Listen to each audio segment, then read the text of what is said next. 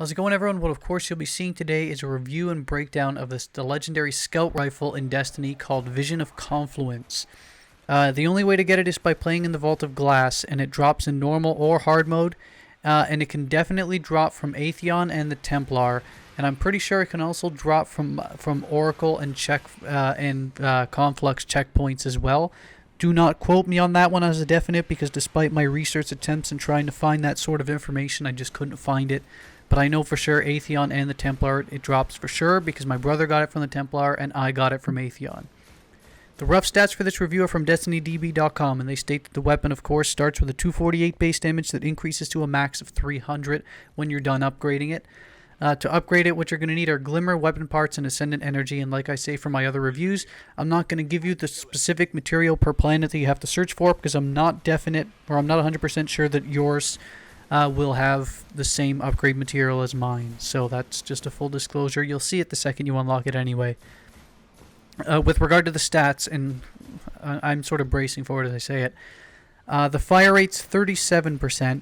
It has an impact rating of 48%, a range of 59%, a stability rating of 57%, a reload percent of 65, and a magazine size of 19. So already the only two little flaws that you can nitpick about are the small magazine size and the fire rate's a little bit slow.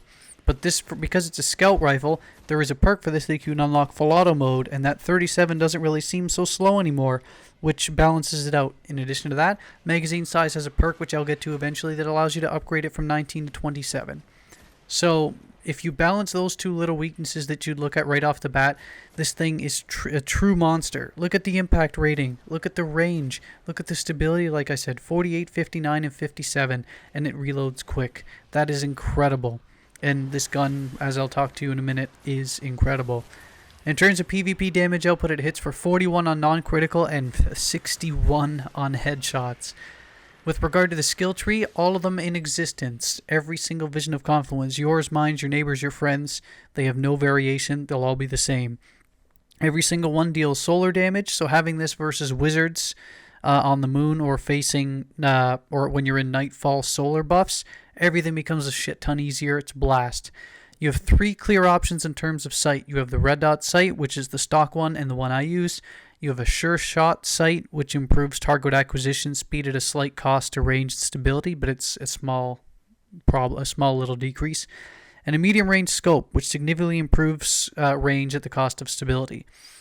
Most weapons, most scopes aren't viable. There's one or two that are good. The third one's just garbage. This weapon, you can use all three with no problem, because it doesn't really have a true weakness, and it's incredibly versatile. But of course, like I stress for everything, use which one that you feel you're going to be most comfortable with, that matches your aggressive or passive style. When breaking down the skill tree, the most important perk, and the first one off, is full auto, because it does exactly what it does. You can now fire this high damage, low recoil scout rifle in full auto. Yes, you heard that right. Of note, though, as I put this a little asterisk next to it, there's a bug right now that while firing in full auto mode, it'll sometimes completely stop firing, and you have to let go of the trigger and then reapply the trigger to actually have it shoot in full auto mode again.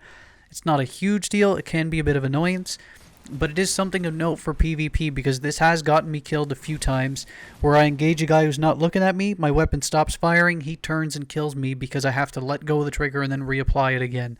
So it's something of note that if it happens to you, it is a bug. The next three perks, which you'll have a choice over, are single point sling, which allows for faster weapon switch and the ability to move faster while aiming. Perfect balance, which dramatically improves stability, but this weapon doesn't really need that. And Field Scout, which increases your magazine size, like I said earlier, from 19 to 27. I prefer Perfect Balance in PvP and Field Scout in PvE, but again, that's up to your personal opinion. The next two are Zen Moment, which increases stability as you cause damage, and that's one of the reasons why I choose Field Scout, because then you get the best of both worlds, providing you hit your target. And Oracle Disruptor, which of course deals bonus damage to oracles when you return to the Vault of Glass. And the 5 remaining perks are damage upgrades. With regard to my overall impressions, there's just no other way to say it. It's one of the best weapons in the game, and it's not even close in terms of options if you're a player like me that prefers high damage but slower fire rate weapons. It took me quite a few times running the raid to finally get it, and the only weapon that I've been using since is Fatebringer, which was also gotten from the raid a couple days ago for me. It's one of the other top 2 or top 3 weapons in the game to use because it just doesn't have a true weakness and it matches my style nearly flawlessly, and it destroys in both PvP and PvE. You don't even have to unequip it. It's just that good. And the fact that it's not an exotic means it's not taking up an exotic spot. So if you have Galahorn or Icebreaker, you can throw those 2 on and you're not taking up another spot. It's incredible. Usually, like I said, a weapon specializes in PvP or PvE, and this one actually does both. And again, like I said, it doesn't really have a true weakness other than close quarters combat.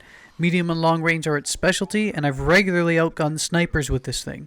The full auto feature mixed with the stability upgrades make the DPS and recoil control scary because it has auto rifle fire, though a little bit slow, with the scout rifle damage model. Hip fire accuracy is great too. You get yourself in a situation where an enemy sneaks up on you, and you might actually be able to get out of there. Even in PvP, in PvE, you'll be fine.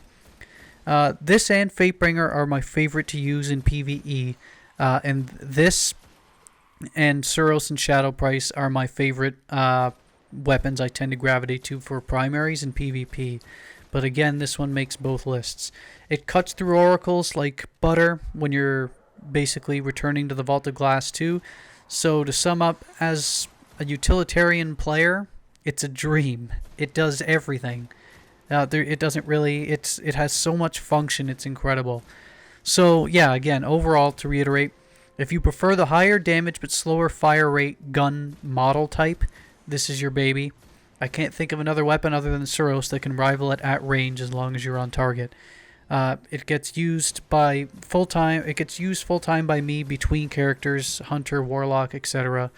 And to me, it's a top 2 weapon, and it was well worth the 8 or so runs through the Vault of Glass that I had to get it. And I have a feeling even if you don't like scout rifles much, you'll enjoy it too. Have a good one.